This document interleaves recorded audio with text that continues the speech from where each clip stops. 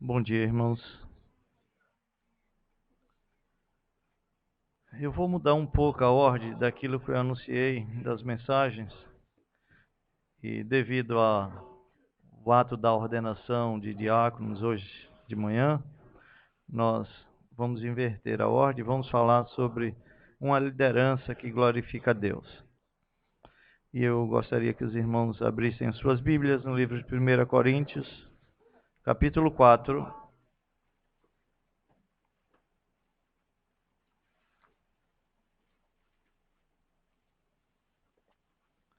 1 Coríntios, capítulo 4,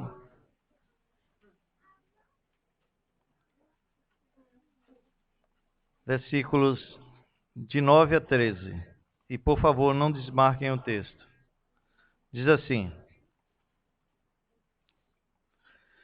porque a mim me parece que Deus nos pôs a nós, os apóstolos, em último lugar, como se fôssemos condenados à morte, porque nos tornamos espetáculo ao mundo, tanto a anjos como a homens. Nós somos loucos por causa de Cristo, e vós, sábios em Cristo. Nós, fracos, e vós, fortes. Vós, nobres, e nós, desprezíveis. Até a presente hora, sofremos fome e sede e nudez, e somos esbofeteados, e não temos morada certa. E nos afadigamos trabalhando com as nossas próprias mãos. Quando somos injuriados, bendizemos. Quando perseguidos, suportamos. Quando caluniados, procuramos conciliação. Até agora, temos chegado a ser considerados lixo do mundo, escória de todos. Oremos a Deus. Senhor, Senhor nosso, grande é o teu nome em toda a terra. Grande, grande, Senhor. Tu és digno de glória, de honra. O poder pertence a ti, Senhor. E quem somos nós, ó Senhor? Pobres criaturas, completamente dependentes de ti. Sem ti nada podemos fazer. Não há mérito nenhum em nós mesmos. Tudo que há de bom em nós veio por tua graça, por teu favor imerecido. E pertence a ti, Senhor. E a ti devolvemos, para que o teu nome seja glorificado. Portanto, nesse instante, Senhor, reconhecemos a nossa incapacidade, a nossa debilidade, a nossa fraqueza, para expor a tua palavra como verdadeiramente ela é.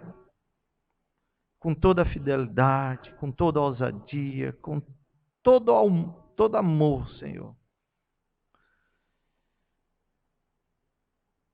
E por isso, Senhor, reconhecendo toda essa fraqueza, é que recorremos a Ti agora, clamando que Tu nos ajude. Dê-nos a graça, Senhor, de podermos agora expor a Tua palavra, de forma a glorificar o Teu nome. Mas também, Senhor, prepara a Tua igreja para recebê-la. Retira agora das nossas mentes, ó Senhor, toda inquietude, toda ansiedade, toda preocupação, todo temor. Conduz a nossa mente cativa tão somente a Tua palavra. Desafia-nos, Senhor, põe-nos no pó, no nosso devido lugar. Faz isso, Senhor, em nome de Cristo e por amor a Ele. Amém. Irmãos, nossa meditação nessa manhã tem como título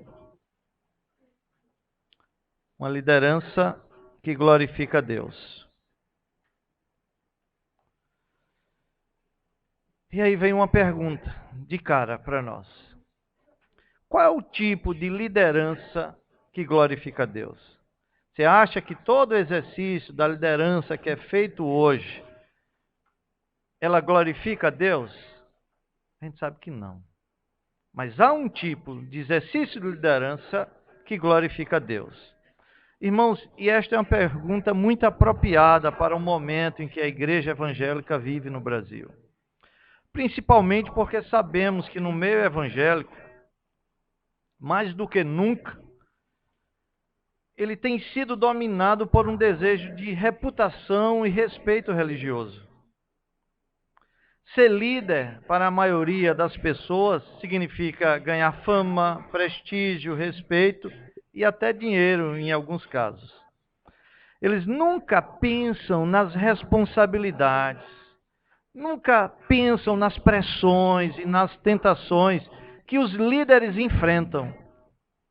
Quase nunca eles se focalizam na responsabilidade, no serviço e no sofrimento de uma liderança bíblica.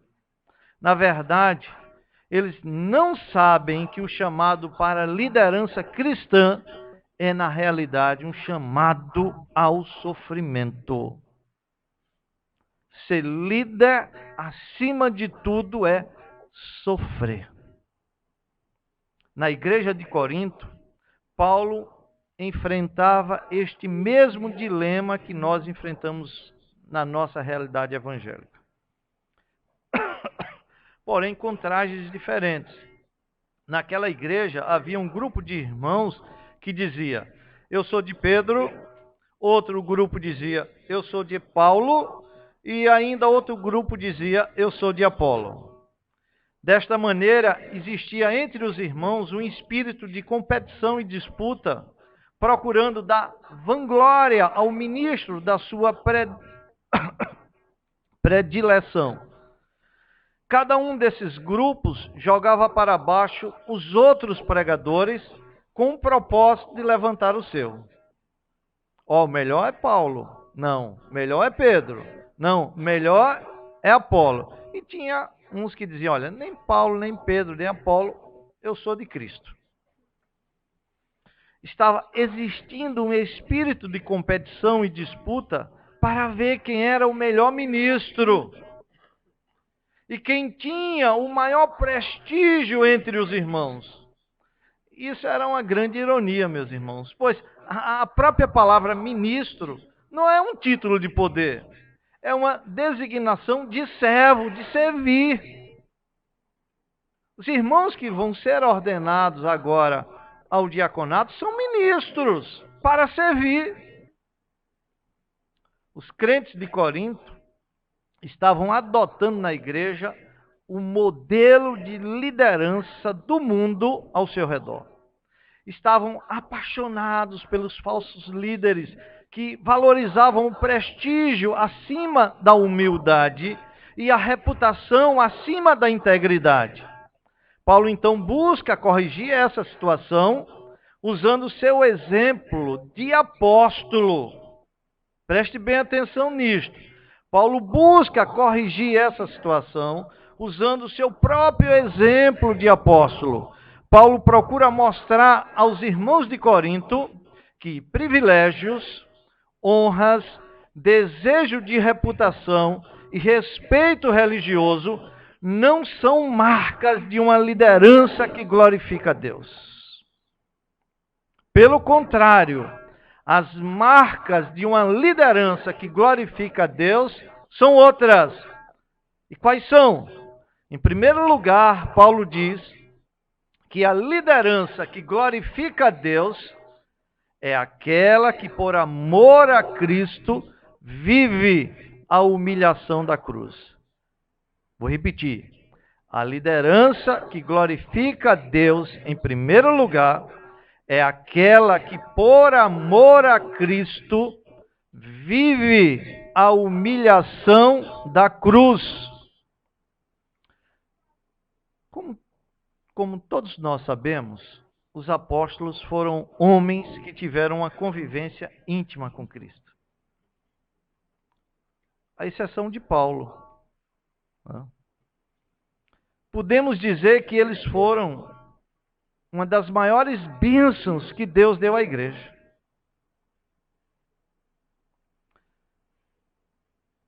No entanto, eu pergunto, onde Deus colocou estes homens tremendamente dotados por Ele?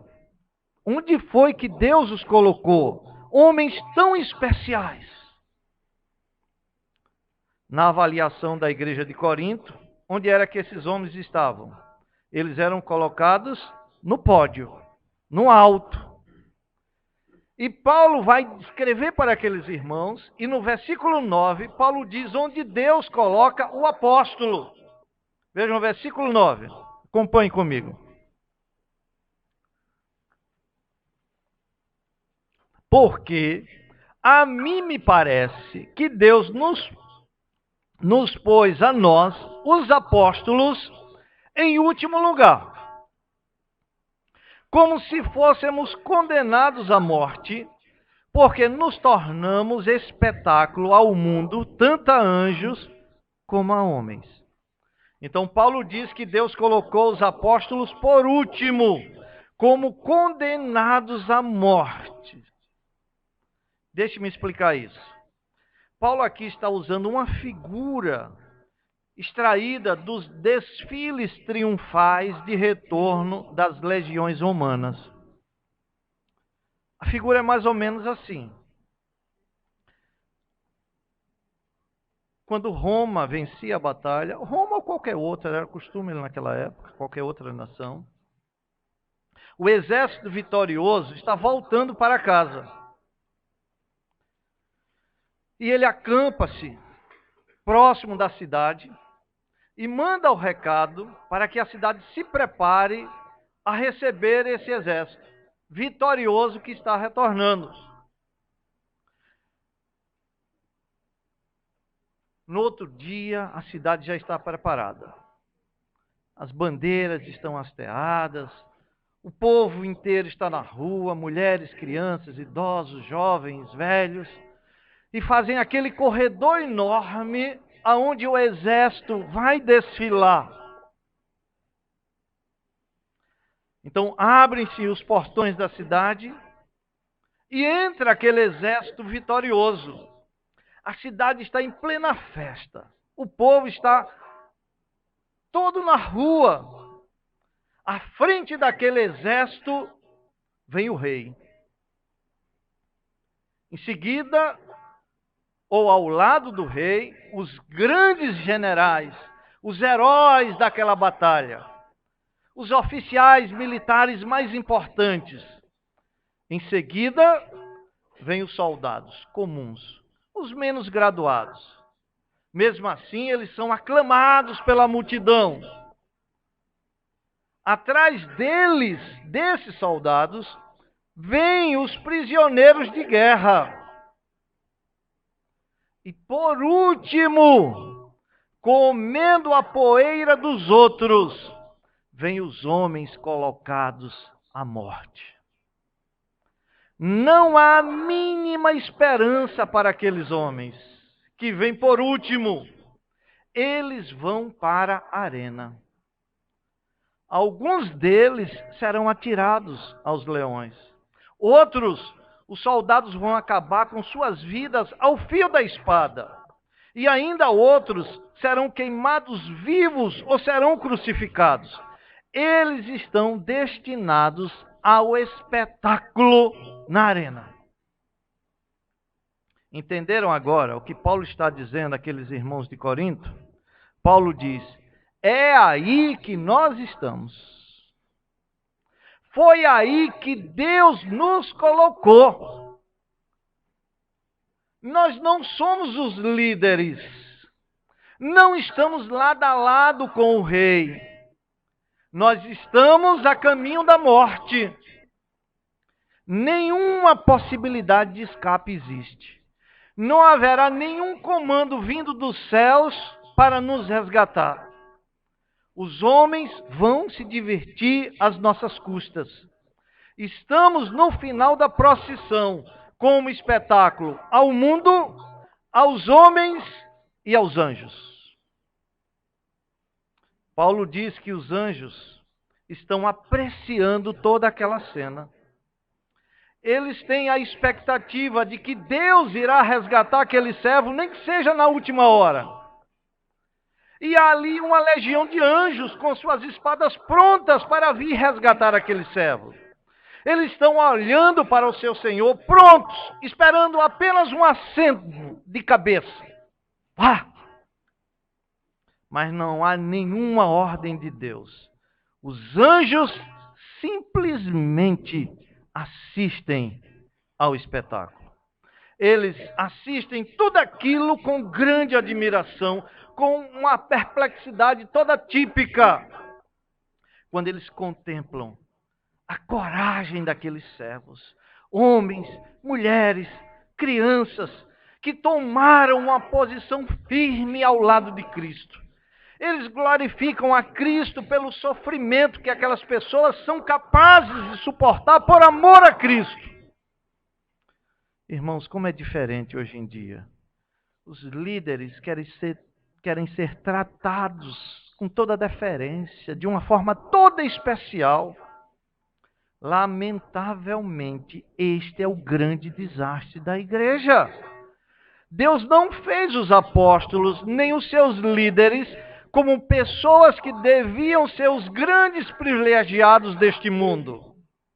Não. Quando Deus mandou seu Filho ao mundo, Ele tirou toda a dignidade e decência dele. Ele não o poupou da humilhação, não o poupou de ser despido de suas vestes e ser pendurado naquela cruz sem roupa. Jesus tornou-se espetáculo ao mundo, tanto a anjos como a homens. Ele submeteu-se a essa condição servil, deixando o exemplo para aqueles que o seguem. Eu acho interessante que lá em Mateus 23, versículos 8 e 11, Cristo ensinou aos seus discípulos que eles não deveriam ser chamados de rabi ou mestre, versículo 8 do capítulo 23 de Mateus, e que o maior dentre eles seria o servo de todos, versículo 11. Infelizmente, vemos que a tendência natural daqueles que faz parte da liderança da igreja é inverter essa ordem. Eles gostam mesmo é do primeiro lugar. Numa contradição direta ao ensino do Senhor, que disse aos seus discípulos: quando fores convidado, vai e tome o último lugar. Lucas 14, 10.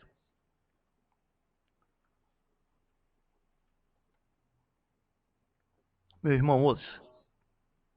Cristo não quer que você faça pressão para tomar o lugar mais importante.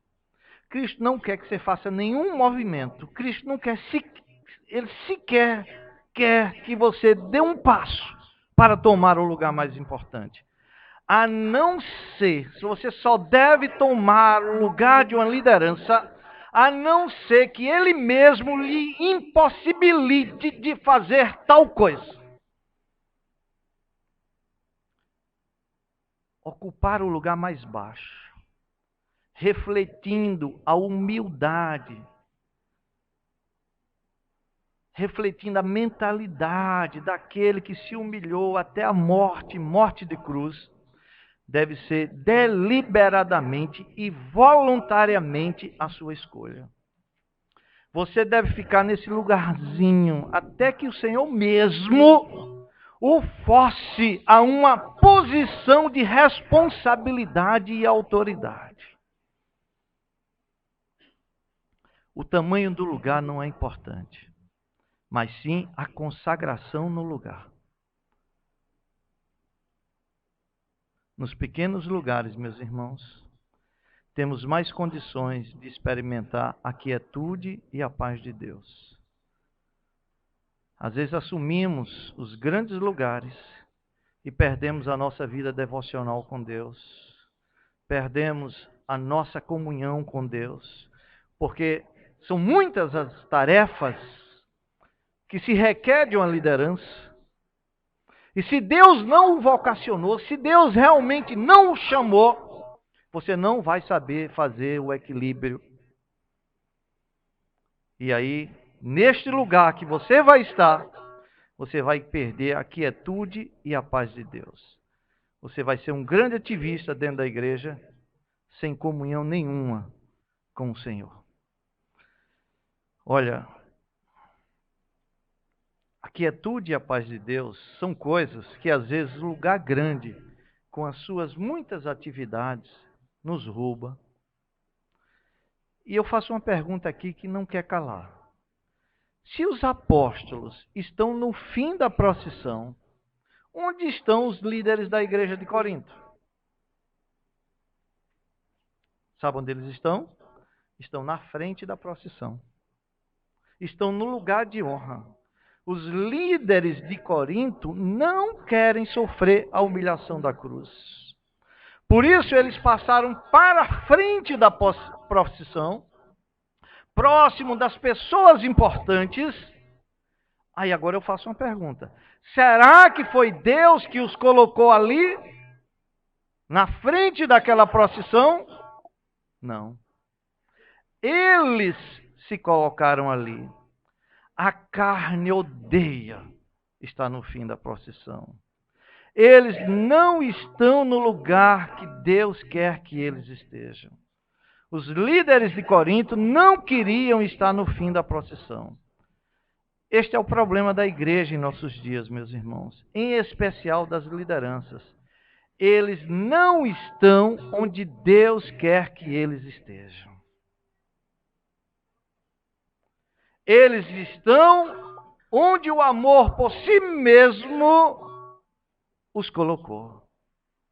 Eles estão onde o amor pela vida mansa, de honra, de prestígio os colocou. Irmãos, os ministros, presbíteros, os líderes da igreja, não devem estar no pódio para os aplausos dos homens, mas na arena do teatro para ser entregue à morte. Eu pergunto, você que vai ser ordenado agora, tem convicção que está onde Deus lhe colocou? Você que já foi ordenado, você que exerce qualquer liderança na igreja, tem convicção que está onde Deus lhe colocou? Sim. Sim, pastor. Então isso suscita uma outra pergunta. Você está agindo de acordo com aquilo pelo qual foi chamado? Você precisa responder essas perguntas. Porque a liderança que glorifica a Deus é aquela que, por amor a Cristo, vive a humilhação da cruz. Em segundo lugar, a liderança que glorifica a Deus é aquela que, por amor a Cristo, olhe só, por amor a Cristo, não esqueça isso, vive a insignificância da cruz. Vejam, aos olhos de Deus, os apóstolos são especiais. São primeiro. Está lá em 1 Coríntios 12, 28. Mas aos olhos do mundo, eles são os últimos. E para mostrar a insignificância do ministro de Deus aos olhos do mundo, Paulo começa fazendo alguns contrastes, fazendo com que aqueles irmãos lá de Corinto refletissem sobre a loucura que eles estavam cometendo. Vejam o versículo 10, 1 Coríntios 4, 10. Vejam os contrastes que Paulo vai fazer para mostrar a insignificância do ministro de Deus aos olhos do mundo. No versículo 10 ele diz: nós somos loucos por causa de Cristo, e vós, sábios em Cristo. Nós, fracos, e vós, fortes. Vós, nobres, e nós, desprezíveis. Nesse versículo, se você percebeu, Paulo diz 3 coisas que caracterizam a insignificância da liderança aos olhos do mundo. Quais são essas 3 coisas? Primeira, nós somos loucos por causa de quem? De Cristo.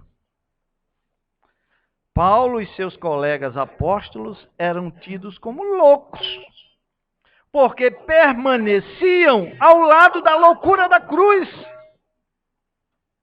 Paulo e seus colegas apóstolos, na verdade, estão no fim da procissão, porque o rei deles havia decidido que eles atacariam um outro país. Não foi a opção deles ir para essa guerra. É que o rei dele os convocou e disse: vocês são meus soldados e vocês vão atacar outro país. E por isso é que eles estão no fim da procissão. Eles não tinham escolha nessa questão. Eles decidiram seguir Jesus Cristo. Eles ouviram de sua boca todos os avisos, todas as advertências do perigo de segui-lo. As condições foram claras.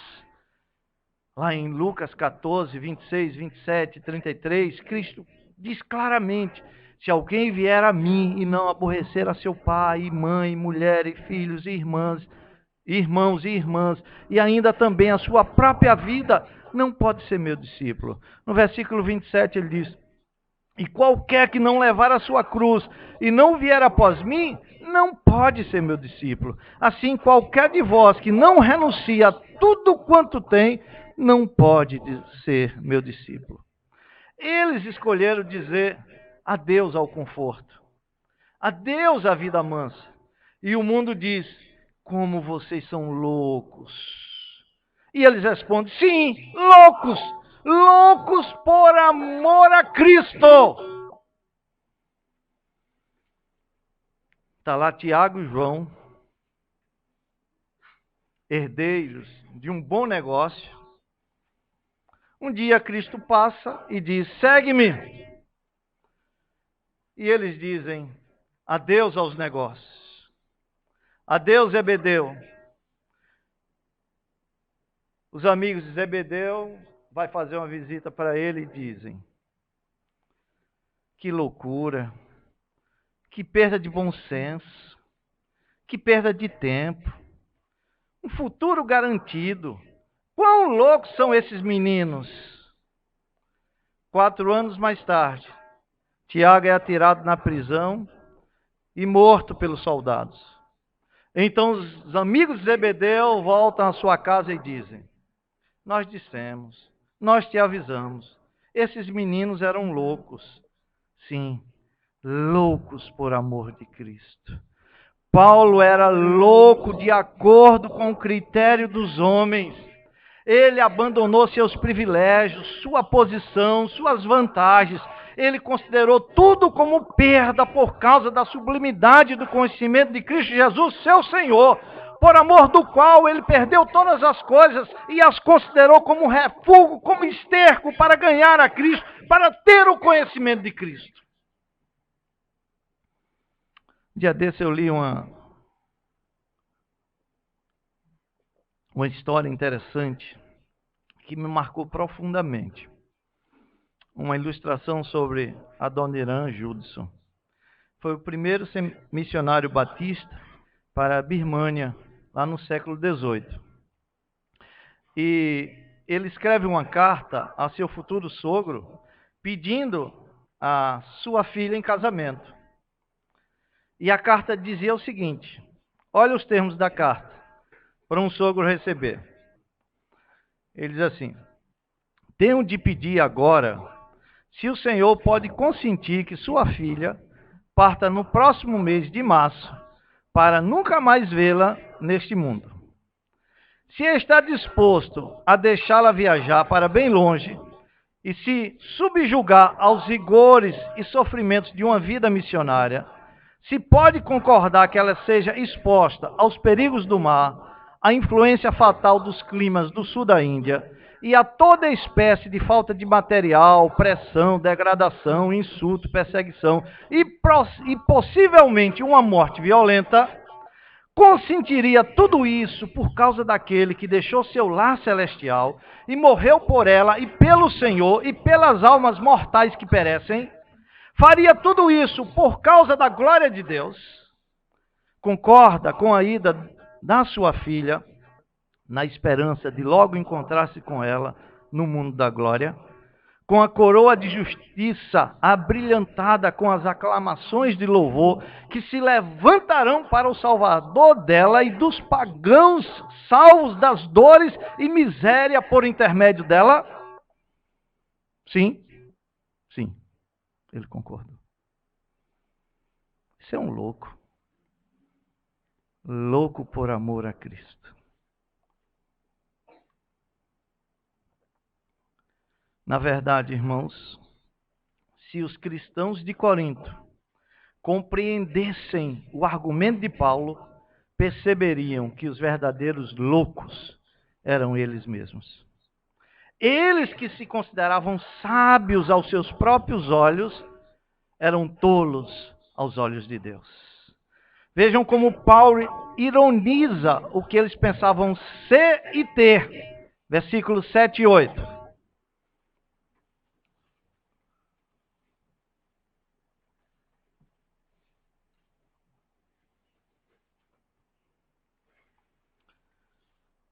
Versículo 7, Paulo diz: porque quem te faz diferente? E que tens tu que não tenhas recebido? E se o recebeste, por que te glorias como se não o houveras recebido? Vejam agora a ironia de Paulo no versículo 8. Já estáis fartos. Eles não reconheciam aquilo que ainda não tinham. Paulo disse: vocês já estão fartos. Já estáis ricos. Por isso eles não buscavam mais a riqueza espiritual. Chegastes a reinar sem nós. Ou melhor, começastes o vosso reino sem nós? Sim, tomara reinasseis. Sim, tomara que o reino consumado de Cristo tivesse começado, para que também nós viéssemos a reinar convosco. Um servo de Deus do passado disse a seguinte frase. Obrigado, meu irmão. Não é tolo aquele que dá o que não pode guardar para ganhar o que não pode perder. Então, a gente vê aqui que o que caracteriza a insignificância do líder. Em segundo lugar, é a fraqueza por amor a Cristo. Ainda dentro desse versículo 10, eu disse, são 3 coisas no versículo 10 que caracteriza. No versículo 10, na parte B, ele diz assim, nós, vou ler todo o versículo, nós somos loucos por causa de Cristo e vós, sábios em Cristo. Aí Paulo diz, nós o quê? Fracos e vós, fortes. Eu creio que ninguém, com exceção de Cristo, sofreu mais do que Paulo por causa deste evangelho. Basta você ler aí 2 Coríntios 11, 25 a 30, e você vai entender o que eu estou dizendo.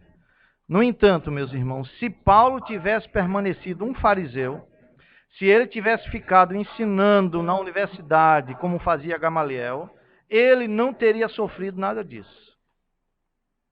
Ele não teria experimentado sua fraqueza.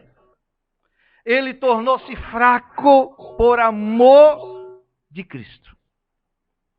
Quando Paulo estava na condição de fariseu, ele confiava somente na sua própria força.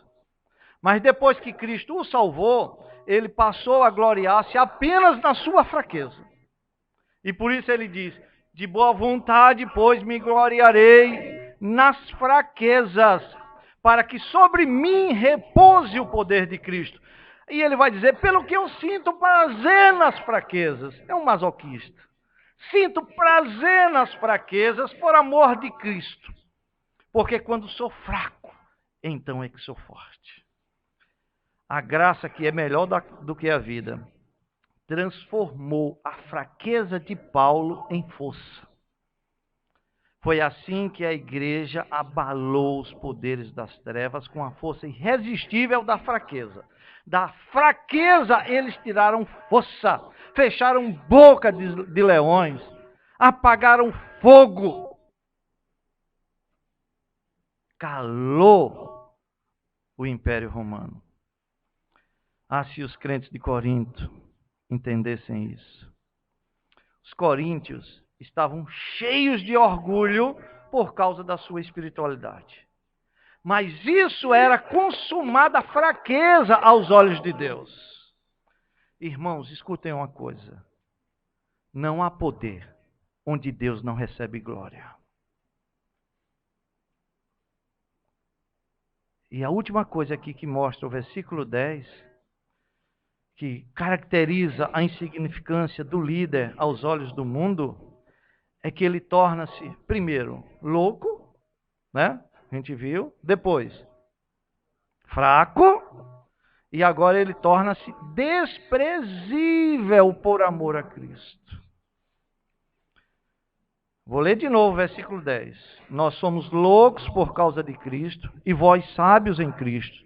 Nós fracos e vós fortes. Escute agora. Vós nobres e nós desprezíveis. Paulo, após a sua conversão, está na cidade de Damasco. Ali ninguém lhe dá crédito. Pelo contrário, querem matá-lo imediatamente. E o que é que faz aquele grande fariseu, aquele brilhante líder? Seu primeiro ato foi fugir num cesto. Olha a transformação. Alguém que vai para lá com carta branca dos sacerdotes, alguém que vai para lá com toda a imponência, com uma caravana montada em cavalo, com um grande poder. Deus o converte. Aquele brilhante líder foge num cesto. Meus irmãos, eu creio que quando Paulo estava escrevendo essas linhas, ele estava lembrando dessa cena. Vocês são nobres e nós desprezíveis. Quando ele chega em Listra, ele é apedrejado, arrastado pela rua, sai puxado, cabeça batendo no chão, corpo batendo no chão, e é jogado na lixeira da cidade para ser devorado pelos abutres. Está lá em Atos 14, 19. Irmãos, Paulo foi desonrado, Paulo foi desprezado, ele tornou-se desprezível. Várias vezes ele vai parar na prisão. Quantas vezes você já foi preso? Pense na desonra que é para o seu nome ser várias vezes aprisionado. Paulo diz, eu estou no fim da procissão, mas os crentes de Corinto estão no início da procissão. Vocês veem aí o contraste no versículo 10? Paulo ironicamente diz, vocês são tão sábios em Cristo, é que vocês, vejam a ironia de Paulo, vocês aprenderam um jeitinho de sair do final da procissão e se colocar na frente da procissão, sem que corresse o risco de alguém dizer como vocês são loucos. É por isso que vocês se acham sábios.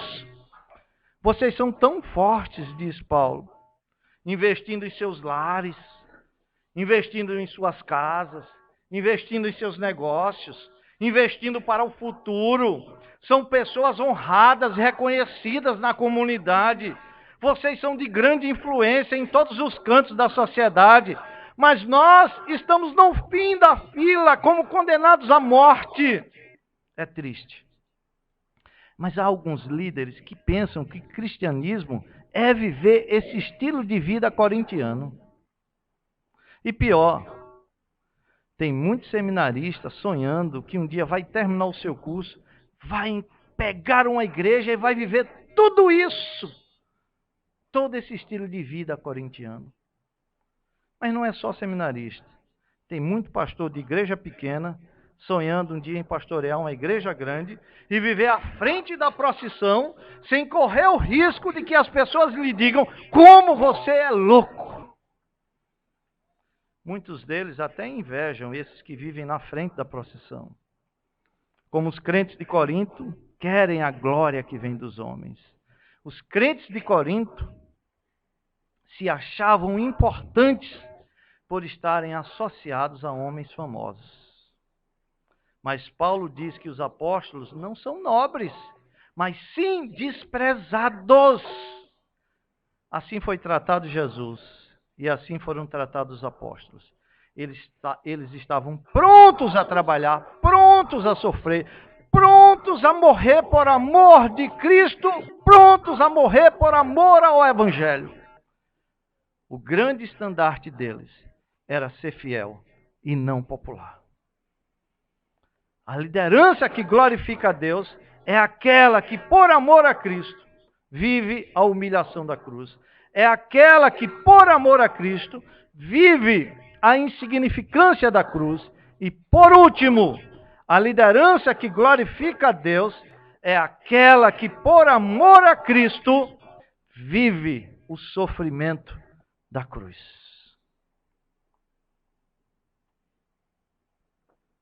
Notem, uma coisa chama a outra. Alguém que vive a humilhação, alguém que vive a insignificância da cruz, inevitavelmente tem que sofrer muito neste mundo. Como eu gostaria que as esposas de líderes aqui também entendessem isso. Eu sei que elas não são chamadas, assim como seus esposos foram chamados. Mas elas são cristãs e precisam compreender isso. Irmãos, é maravilhoso ver como Deus, em sua soberania, ajusta as coisas. De maneira que as honras ou títulos que acompanham a liderança cristã não se igualam às pressões que o líder tem que suportar. A nossa honra está em servir ao povo de Deus. Essa é a sua honra. Paulo diz aos crentes de Filipos: vocês são a minha alegria e coroa. Entender isso faz com que não nos decepcionemos quando as honras nos forem tiradas. Agora, nos versículos de 11 a 13, aí de 1 Coríntios 4, Paulo fala da sua experiência de sofrimento neste mundo. E Paulo destaca aí 3 áreas de sofrimento do ministro, 3 áreas de sofrimento da liderança.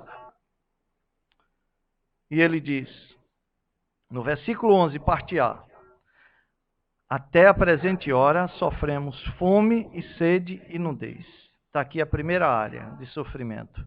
Ele diz que sofria privações físicas. Paulo não sabia de onde viria a sua próxima refeição. Frequentemente, doendo por dentro. Aquele vazio em busca de comida. Sempre sedento e com a garganta seca. Suas roupas eram farrapos. Paulo parecia um mendigo. Ninguém aqui convidaria Paulo para assumir esse púlpito. Ele parecia um mendigo. Ele disse que não tinha lar.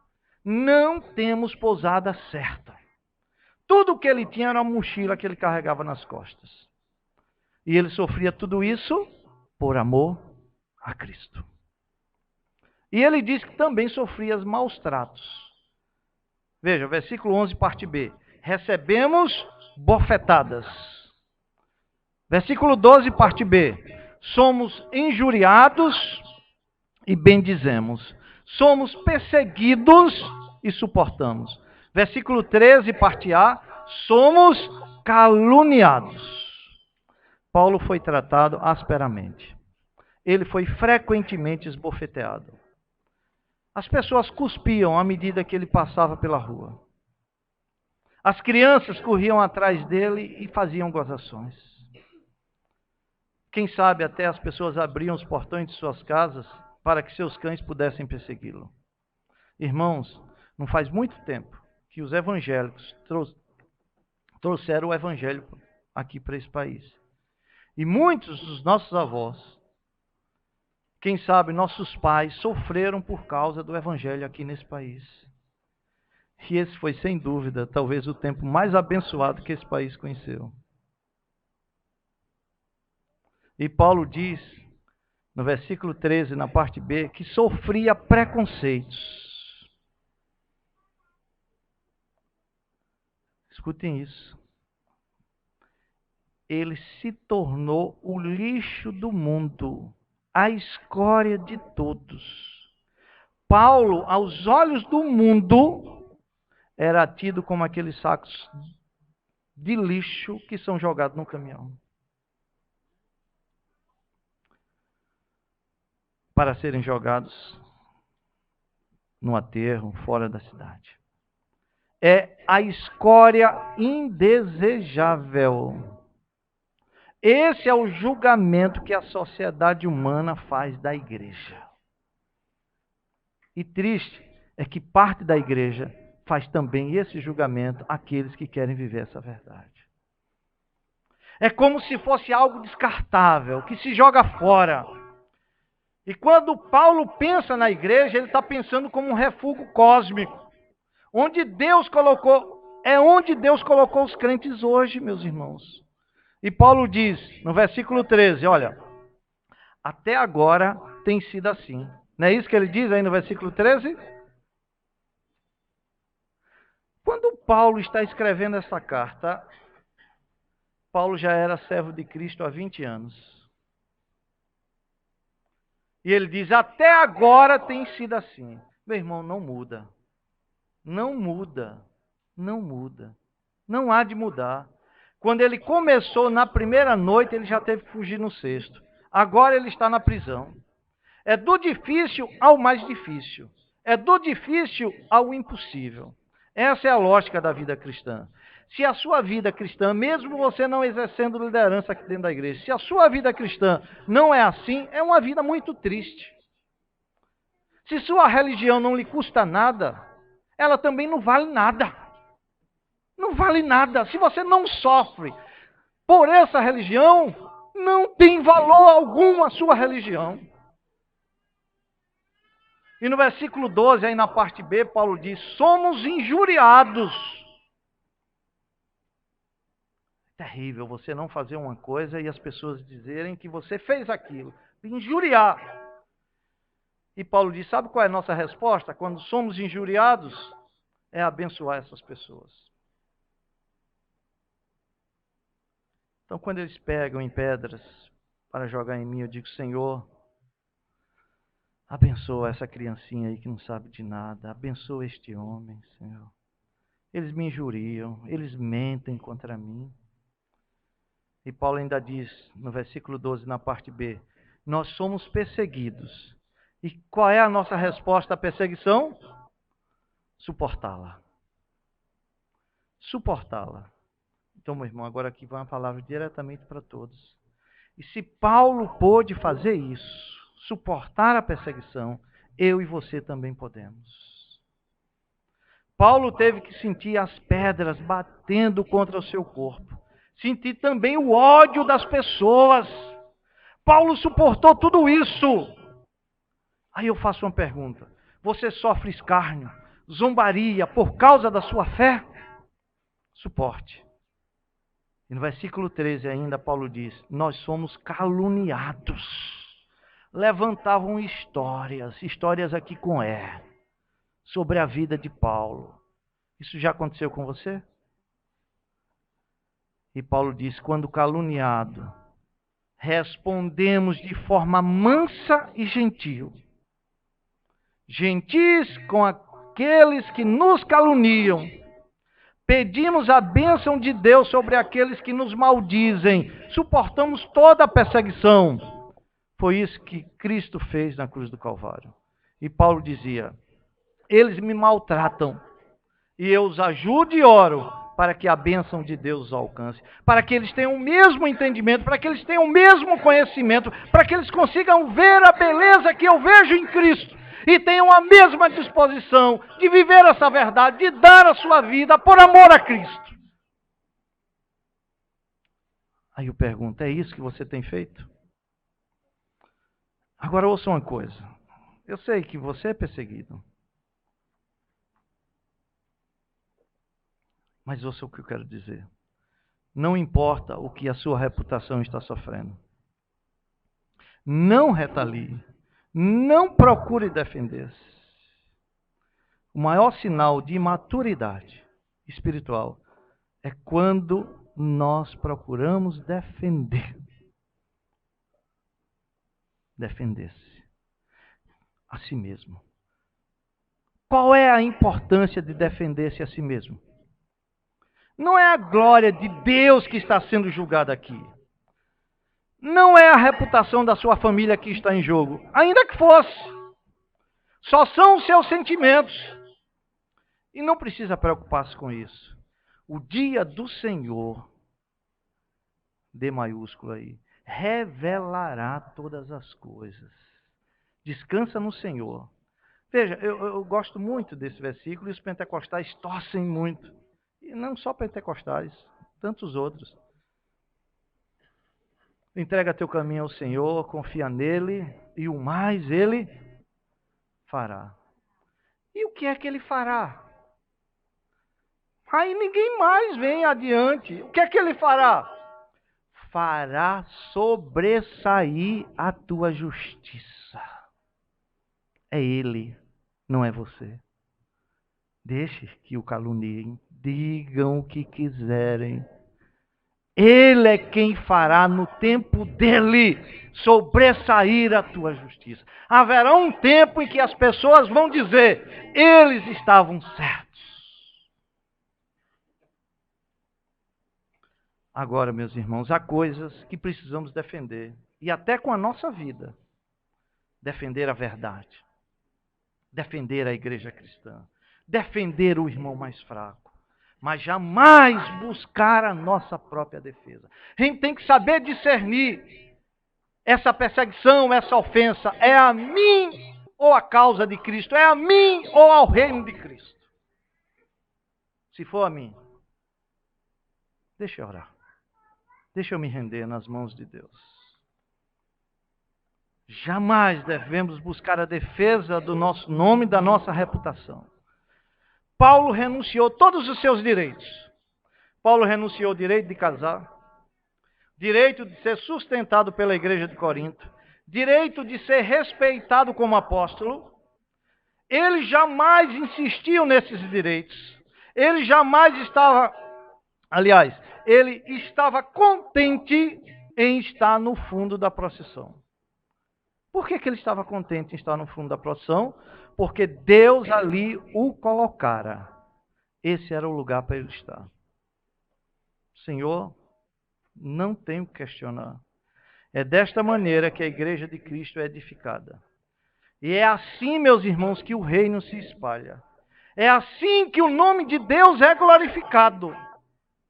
No primeiro dia que Paulo e Silas chegaram à cidade de Filipos, no primeiro dia, e eles vão ali por orientação do Espírito Santo. O Espírito Santo chega para Paulo, né? E Paulo tem uma visão, chega o anjo e diz, passa a Tessalônica. Que coisa maravilhosa, passa a Tessalônica, Deus me chamando. Deus me chamando. Mas no primeiro dia, na hora que ele chega ali, na hora que ele pisa naquela cidade, são presos. Vão ser surrados na cadeia. De imediato, Deus os colocou no fim da procissão. Foi assim que a cidade de Filipos foi ganha para Cristo. O carcereiro. Depois Lídia. Depois outros, mais outros, mais outros. E foi assim que a Europa se tornou cristã. A batalha foi ganha naquele tormento que bravamente suportaram por amor a Cristo. É por isso que à meia-noite eles estão cantando louvores com Silas. Eles sabem que a batalha já foi ganha. É em meio às trevas do sofrimento e da dor que nós cantamos melhor.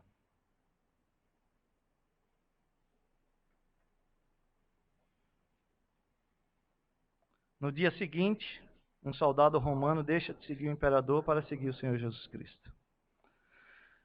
Talvez essa seja a hora de dizermos uns para os outros. É verdade. Eu estava querendo ir para a frente da procissão. Estava cheio da presença daquelas pessoas do fundo da procissão. Queria estar próximo de reis e generais. Mas Deus foi misericordioso, levando-me para o fundo da procissão. Agora compreendo o agir de Deus em minha vida. confirmando o meu chamado para o exercício de uma liderança bíblica que glorifique o seu nome. E eu concluo, meus irmãos, com a argumentação de Paulo mesmo, dizendo duas coisas preciosas. A primeira está no versículo 14. Abram comigo, por favor.